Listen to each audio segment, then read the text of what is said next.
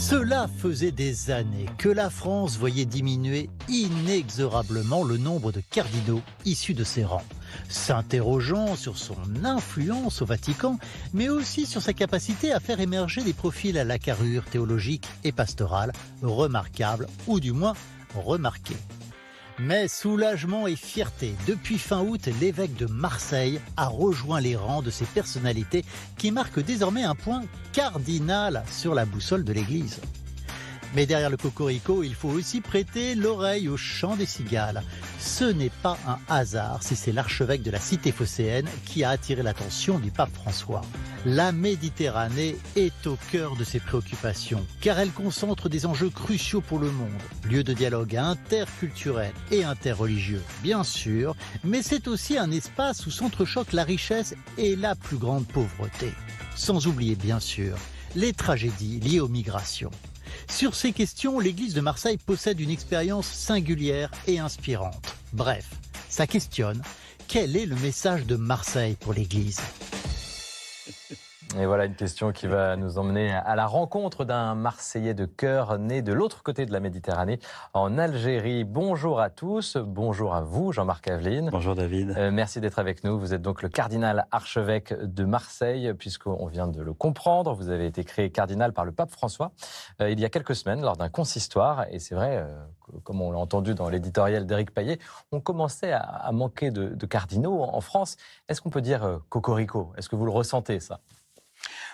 Je ne sais pas si on peut dire cocorico. Ce que je ressens, c'est qu'il y a beaucoup de joie, pas seulement à Marseille, mais plus largement. Et beaucoup de fierté aussi de la part des gens, oui, à Marseille au moins, voilà, parce qu'on aime ça. Mais voilà, c'est quelque chose qui est très important, qui a été très important aussi pour moi, parce qu'il ne faut pas négliger le fait que c'est quand même vertigineux. Et de sentir, on voit, regardez, on voit d'ailleurs la scène avec le pape François. Oui, elle est belle cette photo, oui. Oui, donc c'est vertigineux, mais il y a, voilà. Là, d'ailleurs, ce jour-là, il y avait 300 Marseillais qui avaient fait le déplacement.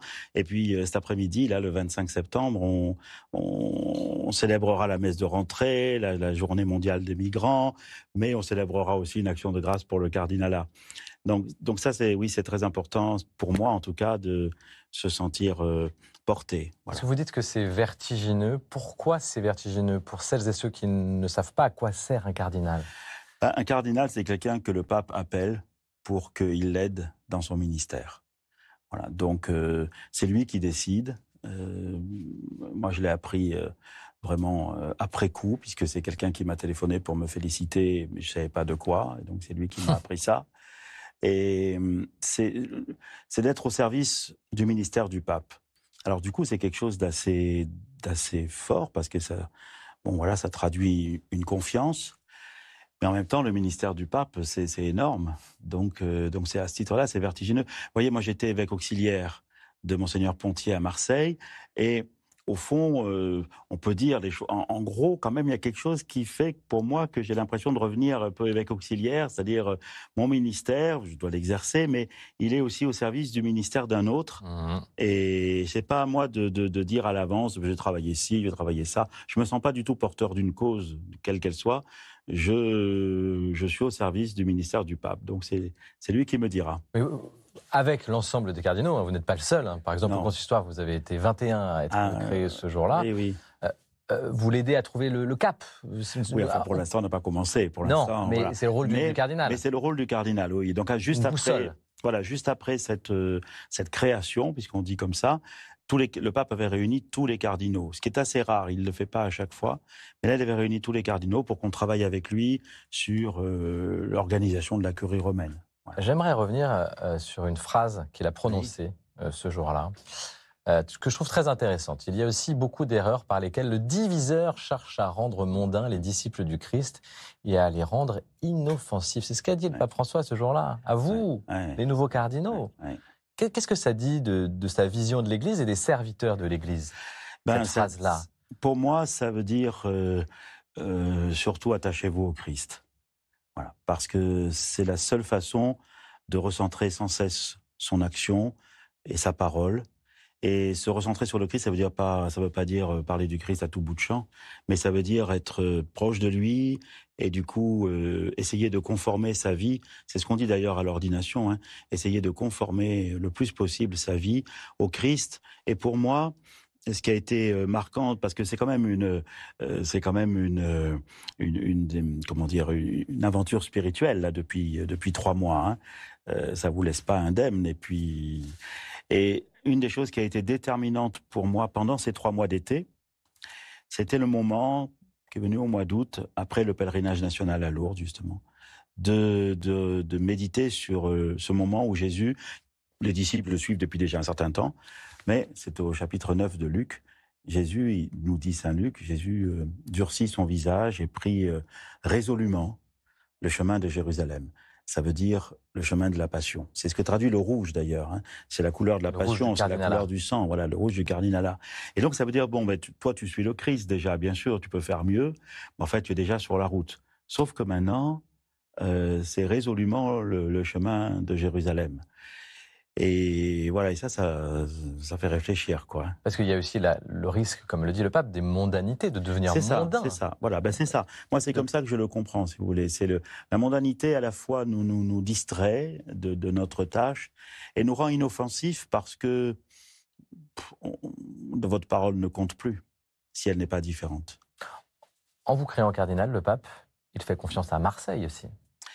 Oui, c'est lié. C'est-à-dire, il y a la personne, bien sûr, mais il y a aussi le peuple que cette personne sert. Et pour moi, effectivement, c'est Marseille. Alors, ça, les raisons pour lesquelles il choisit quelqu'un, c'est pas ni à moi, ni à vous, ni à personne d'essayer de les deviner. Vous êtes à Marseille. Mais voilà, on peut constater que le fait est que je suis là et que, j'ai essayé, autant que je pouvais jusqu'à présent, d'épouser le peuple qui est là et de le servir. Alors, Jean-Marc Aveline, Monseigneur, je vous propose tout de suite de partir sur le terrain, chez vous, à Marseille, où il se vit des belles choses. Le jour du Seigneur va souvent à Marseille. On aime la cité phocéenne. Et nous allons maintenant à la rencontre de bénévoles et bénéficiaires d'une association très représentative du visage de Marseille, une ville ouverte à l'étranger. 100 pour un toit aide les familles de réfugiés à se loger. Tout un programme.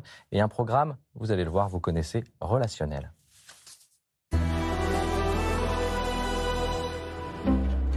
Marseille, terre d'accueil hier, comme aujourd'hui.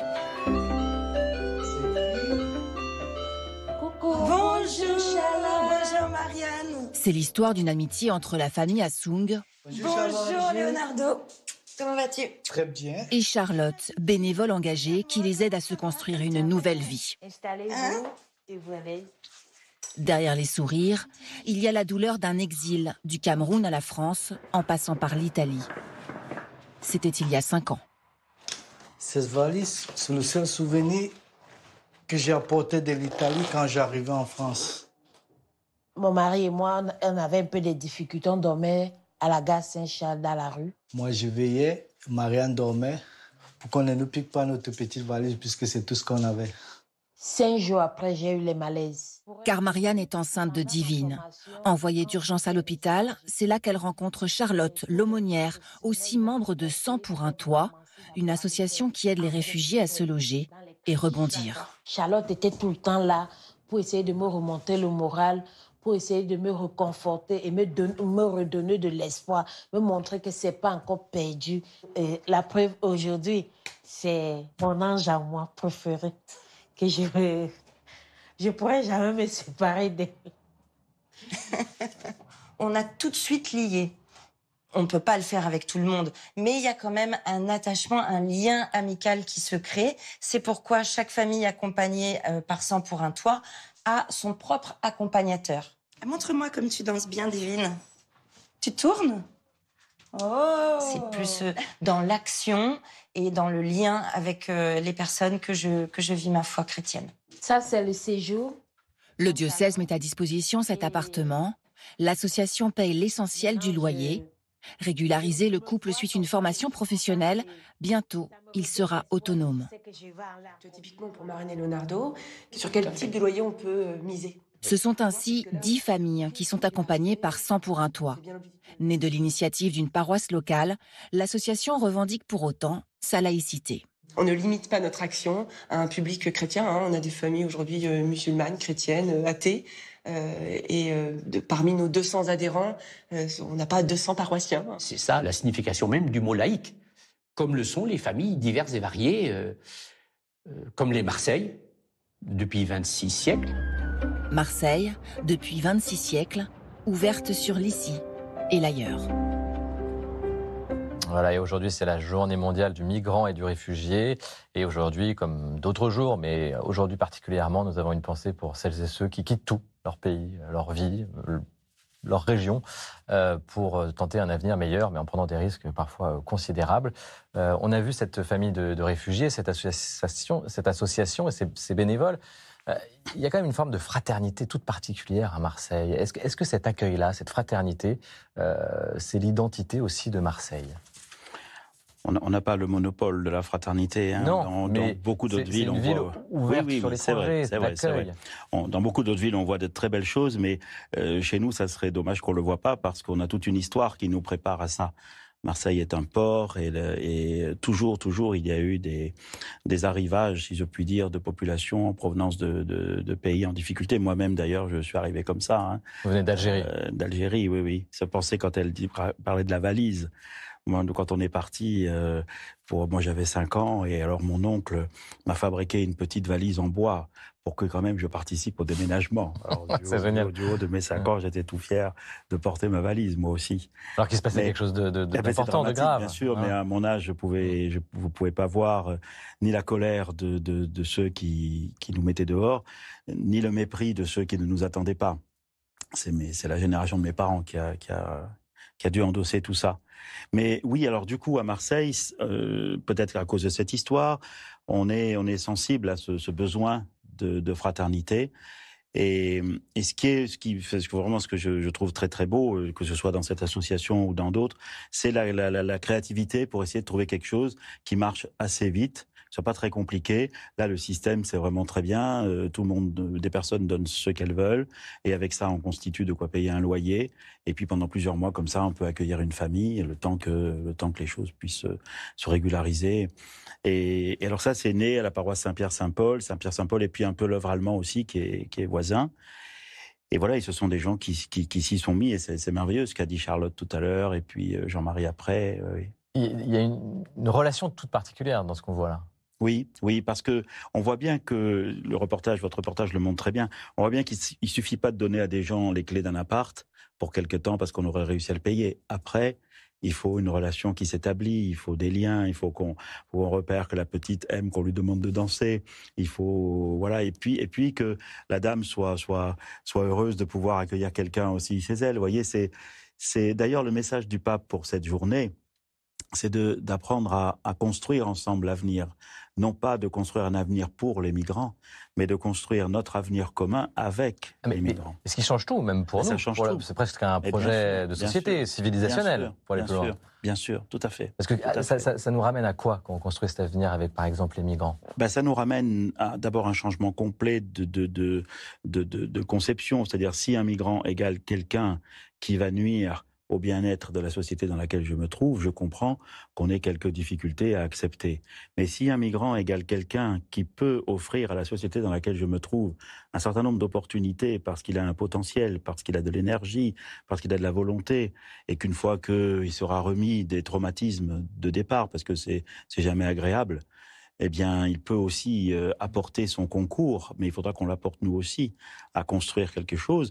À ce moment-là, oui, ça change complètement la façon de voir les choses.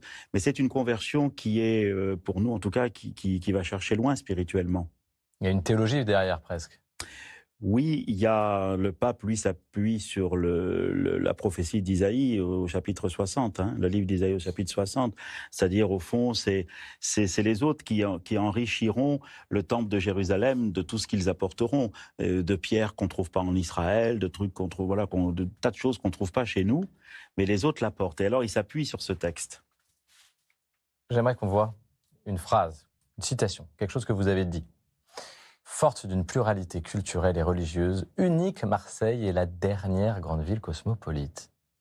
Oui, on pourrait dire l'une des dernières, si on veut, mais enfin, bon, nous avons l'habitude de forcer un peu le trait. Mais qu'est-ce qu'il y a dans ce mot cosmopolite pour vous? Dans cosmopolite, il y a le fait que des gens de cultures et de religions différentes habitent une même cité et non pas à regret, mais en étant tous fiers d'être Marseillais. C'est un des slogans chez nous. C'est pour ça que j'évoquais la fierté au début. Et dans fier d'être Marseillais, ça veut dire que, mais on le voit aujourd'hui, quelqu'un arrive à Marseille, s'il aime cette ville, du jour au lendemain, il peut avoir l'identité marseillaise. Du jour au lendemain, il peut dire « je suis Marseillais ». Mais après, il faut qu'il apprenne à accepter, comme nous tous, que dans toute identité, il y a une part d'altérité qui lui est constitutive. Mais là-dedans, il y a un message évangélique. Très fort. Très fort. C'est-à-dire, pour moi, c'est la meilleure meilleur chemin de compréhension que identité et altérité vont de pair. Et ça, chez nous, ça vient du début. C'est-à-dire que nos Bibles sont une reliure avec la Bible juive et ce que nous appelons le Nouveau Testament.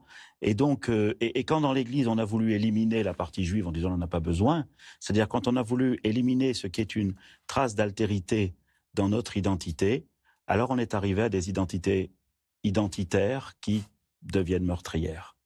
Et donc cette expérience de ne pas pouvoir décliner son identité sans faire part à une altérité qui lui est constitutive, cette expérience-là qui est caractéristique à Marseille. Parce que Marseille, les gens vont dire « moi je suis Marseillais ». Mais après, si vous grattez, ils vont dire « mais ma grand-mère était arménienne » ou « l'arrière-grand-père était italien » ou l'autre, vous voyez. Donc il y a toujours une part d'altérité. C'est-à-dire qu'à Marseille, et ailleurs aussi, on découvre expérimentalement que ce qui fait qu'on se ressemble, c'est qu'on est tous différents. On va le voir d'ailleurs dans le reportage, puisqu'on va faire une rencontre. On va rencontrer quelqu'un que vous connaissez bien. Elle s'appelle Colette Hamza, elle est religieuse. Et elle a un père algérien qui est musulman et elle est spécialiste dans ce dialogue interreligieux à Marseille, puisque Marseille est aussi une ville où toutes les communautés religieuses sont représentées avec beaucoup de musulmans. Regardez ce reportage sur Colette et puis on en discute juste après.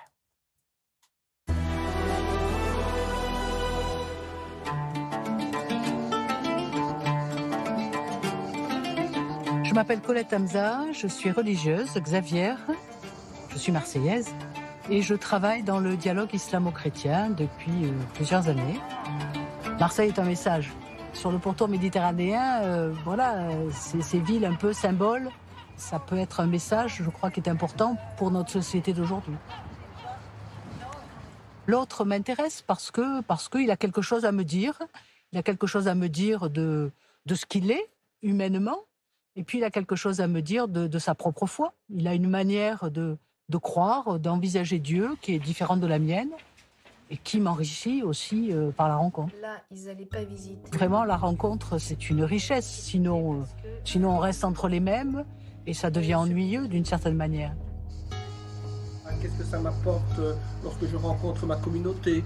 On avait un peu partagé là-dessus. Tout le monde n'avait pas pris parole.